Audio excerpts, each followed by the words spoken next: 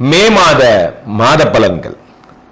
பொதுவாகவே இந்த மாத பலன்கள் போடுறதுக்கு சிக்கல் என்ன அப்படின்னா, நிறைய பேரோட கன்ஃபியூஷன். சார், சனி பயிற்சினா ஒரு மாதிரி சொல்றீங்க, ராகு கேது பயிற்சினா ஒரு மாதிரி சொல்றீங்க, குரு பயிற்சினா ஒரு மாதிரி சொல்றீங்க. ஒன்று புரிந்து கொள்ளுங்கள் நண்பர்களே, short term goal, long term கோல்னு ஒன்று இருக்கு. ஷார்ட் டேர்ம் கோல்னா என்னன்னா, இந்த மாதத்தில் எனக்கு என்ன நடக்கும், நான் என்ன பண்ணலாம், என்ன தொழில் பண்ணலாம், இந்த மாதத்துல முக்கியமான ஒப்பந்தங்கள் கையெழுத்து போடலாமா, அந்த மாதிரி விஷயங்கள்.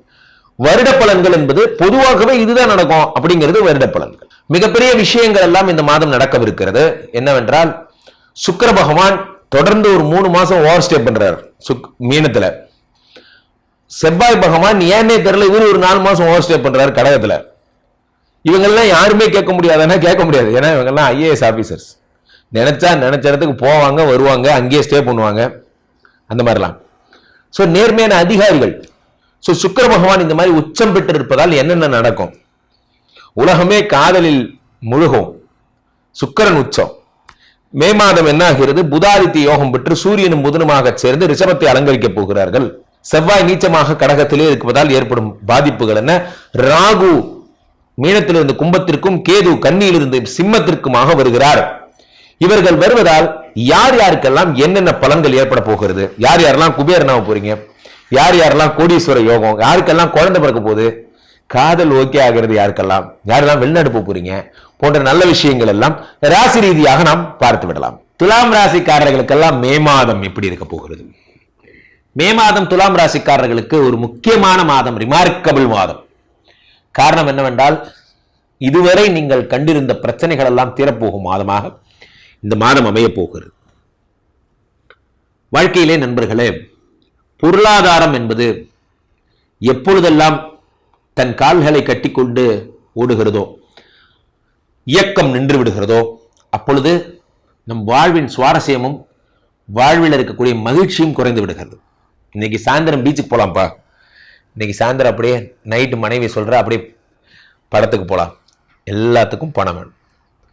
பணம் இல்லைன்னா உங்களால எந்த சந்தோஷத்தையும் கொண்டு வரும். நம்ம சொல்லலாம், காணி நிலம் வேண்டும் கேட்டேன் காளி, பக்கத்திலே ஒரு எல்லாம் சொல்லலாம். தென்னை மரம் வேண்டும், கீற்றுகள் வேண்டும், இளநீ வேண்டும், கவிதை வேண்டும். Okay, come to the practical life. இது 2025.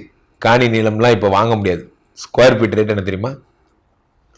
அப்போ போரூர் கார்டன்ல எல்லாம் கோடியில் போயிட்டு இருக்கு.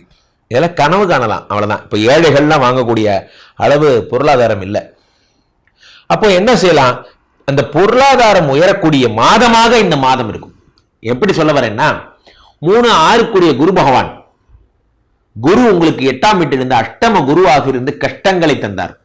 எந்த ஒரு கிரகமுமே அஷ்டமத்தில் சென்றால் ப்ராப்ளம் தான். அஷ்டம சனி, அஷ்டம சந்திரன், அஷ்டம குரு எல்லாம் ப்ராப்ளம் தான். குரு 9க்கு வரார். ஓடி போனவனுக்கு 9ஆம் வீட்டில் குரு. நிறைய பேருக்கு இதுக்கு அர்த்தம் தெரியல. ஊரை விட்டு ஓடி போறவங்களுக்குலாம் குரு ஹெல்ப் பண்ணுவார் போல இருக்கு. ஆமா, குருவுக்கு வேலை இல்லை, அப்படி பண்ண மாட்டாருங்க. குருவை நம்பி ஊரை விட்டு கூட ஓடி போலாம், அப்படி அர்த்தம். புரியுதா? அப்போ சனி பயிற்சி எனக்கு எப்படி இருக்கும்? ரோக சனியாக வந்து விட்டார். யார் இந்த பிராணம் வச்சதுன்னு தெரியல. இந்த பேர்லாம் மட்டும் டைட்டில் நம்மளை அடிச்சு கால் கிடையாது. ரோக சனி. என்ன ரோக சனி? சனி எப்பயுமே ரோகம் தான். ரோக சனியாக அவருக்கு என்ன ஸ்பெஷல் போஸ்டிங்? அவர் யார் தெரியுமா? போலீஸ்காரர், காவல் பார்க்கிறார். அப்படின்னா இது என்ன புதுசா இருக்கு? காவல் பார்க்கறதுனால தானே அவர் பேர் போலீஸ்காரர். அந்த மாதிரி சனிக்கு ப்ராப்ளமே வியாதியை கொடுக்கறது தானே. அவருக்கு என்ன இந்த இன்ட்ரோடக்ஷன்? ரோக சனி அப்படின்னு பாத்தீங்கன்னா, அந்த சனி 6ஆம் வீட்டில் வருவது எதோட கனெக்டா இருக்குன்னு பார்க்கணும் நண்பர்களே. 6ல் இருக்கக்கூடிய சனி பகவான் 3ஆம் பார்வையாக 8ஐ பார்க்கிறார், 7ஆம் பார்வையா 12 பார்க்கிறார், 10ஆம் பார்வையா 3 பார்க்கிறார். அப்ப 3, 6, 8, 12 ஒரு காம்பினேஷன் வந்துருச்சா? 3, 6, 8, 12 ஒருத்தர் பார்க்கிறாங்கன்னா அது விபரீத ராஜ யோகம் என்று பொருள். சனி உங்களுக்கு யோகங்களை அள்ளித்தர போகிறார். அப்ப சனி பயிற்சின்னு எனக்கு ப்ராப்ளம் கிடையாதா? ஒரு ப்ராப்ளம் கிடையாது. குரு பயிற்சி, குரு ஒரு ப்ராப்ளம் கிடையாது. ராகு கேது பயிற்சி, அங்கதான் இருக்கு லைஃபோட சந்தோஷமே. என்ன சந்தோஷம்? என்ன அப்படி வரிசையில் வேறெல்லாம் சொல்லிட பாருங்க. முதல்ல இதெல்லாம் முடிச்சிடலாம். 12 கூடிய புதன் 8ஆம் வீடாகப்பட்ட ரிஷபத்தில் 8லே மறைகிறார். 12 கூடிய 8ல மறைஞ்சா விபரீத ராஜயோகம். உங்களுக்கு என்னதான் ப்ராப்ளம்? 2 கூடிய தனாதிபதி செவ்வாய், யாரு? செவ்வாய் அங்காரகன். அவர் கடகத்தில் 10ஆம் வீட்டில் இருந்து தொழிலை விருத்தி பண்ணுகிறார். ஆக உங்களுக்கு எல்லாமே நல்லதா இருக்கு. பிரச்சனை எங்க இருக்கு? பிரச்சனை எங்கன்னா 5லே ராகு, அது கூட பிரச்சனை இல்லை. சொத்துங்கிற இடத்துல ராகு இருக்கிறார், சொத்தை பார்க்கிறார். அது குருவும் பார்த்து குரு சண்டால யோகத்தை உருவாக்கி சொத்தை அதிகம் பண்றார். நான் ஒரு இடம் வாங்க போனேன், அந்த இடம் பிடிச்சு போச்சு, அந்த தோப்பையே வாங்கிட்டு வந்துட்டேன். இப்பெல்லாம் வந்து இன்வெஸ்ட்மெண்ட் பண்றவங்க எல்லாம் என்ன பண்றாங்க, நிறைய மாங்காய் தோப்பு தேங்காய் தோப்புன்னு வாங்க ஆரம்பிச்சிட்டாங்க. காரணம் என்ன அப்படின்னா, அவங்களுடைய இன்ட்ரெஸ்ட் எல்லாம் எப்படி ஆயிடுச்சுன்னா, மக்கள் நகரங்களை விட்டு மீண்டும் கிராமங்களுக்கு செல்லுகிறார்கள்.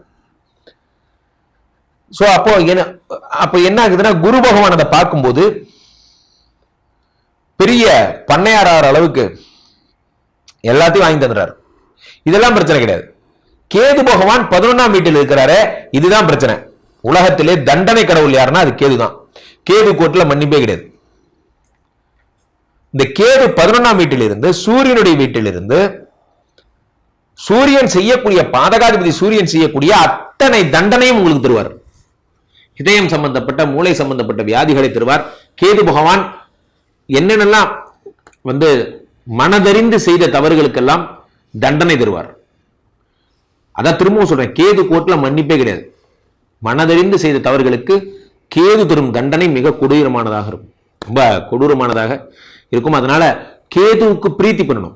சர்ப்ப கிரகங்கள்ல கீழ்பெரும்பள்ளம்னு பேர், அங்க சென்று கேதுவுக்கு பிரீத்தி பண்ணணும். நான் தெரிஞ்சே பண்ண தப்பு, நான் இப்படி பண்ணியிருக்க கூடாது, ஒருத்தரை வேலையை விட்டு தூக்கிட்டேன், நான் தெரிஞ்சே பண்ண தப்பு, அவங்க குடும்பம் இப்போ இப்படி ஆயிடுச்சு, அது காரணம் நான் தான். நம்மளும் எளியவர்களை, ஒரு கவிதை படித்த நண்பர்களே, ஒரே ஒரு நசுக்கில் உயிர் பிரிந்து விடும் என்பதால் தான் எறும்புகள் சுலபமாக கொல்லப்படுகின்றன. அதை பத்தி நம்ம யாராவது வருத்தப்படுறோமா?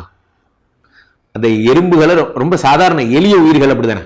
அப்போ எளியவர்களை நாம் எப்பொழுதுமே வலியோர் எளியோர் தம்மை வதை செய்தெல்லாம் சொல்றாங்கல்ல. அப்போ நம்மினும் எளியவர்கள்ட்ட எவ்வளவு பிரியமா இருக்கீங்களோ அங்கதான் அவங்க குவாலிட்டியே இருக்கு. நம்மிடம் எளியவர்களை நீங்க என்ன பண்றீங்கன்னா, அவர்கள் வாழ்க்கையில தான் விளையாடுறது, அவங்கள வேலை விட்டு தூக்குறது, அவங்களுக்கு ஒரு கிரேடு போட்டு சண்டை போட்டு விட்டு சண்டை வேடிக்கை பார்க்கறது. அப்போ துலாம் ராசிக்காரர்களுக்கு கேது பகவானால் பிரச்சனை வரும். பத்தேங்கராவ பிள்ளையாரெல்லாம் வெளிப்படணும். கீழே போயிட்டு இருக்க இந்த 2 நம்பரை கூப்பிடுங்க, உங்களுடைய சொந்த ஜாதகத்தை புக் பண்ணி கொள்ளுங்கள், பார்த்துக் கொள்ளுங்கள். உலக புகழ் வாய்ந்த நமது ஸ்ரீமடம் இந்தியாவை தொடர்ந்து ஸ்ரீமடம் மலேசியா உதயமாகி இருக்கிறது. பெனாங் நகரிலே உதயமாக இருக்கிறது. மலேசியா வாழ் மக்கள் என்னை நேரடியாக சந்திக்கலாம். மலேசியாவில் இருக்கவங்களுக்கு இப்ப நான் டைரக்ட் கன்சல்டேஷன் கொடுக்கிறேன். அங்கேயே சென்று மலேசியாவில் இருந்து அங்கு மக்கள் எல்லாம் சந்திச்சு, யாருக்கெல்லாம் விஷ்ணுமாயா ஹோமங்கள் எல்லாம் தேவைப்படுகிறதோ அவர்கள் இல்லங்களுக்கே சென்று செய்து தந்து அந்த மாதிரி பார்க்கிறேன். என்னை புக் பண்ணிக்கலாம். இந்த வார வருகை என்னைக்குன்னு கேட்டு தெரிந்து மீண்டும் ஒரு நல்ல பதிவில் சந்திப்போம். நன்றி, வணக்கம்.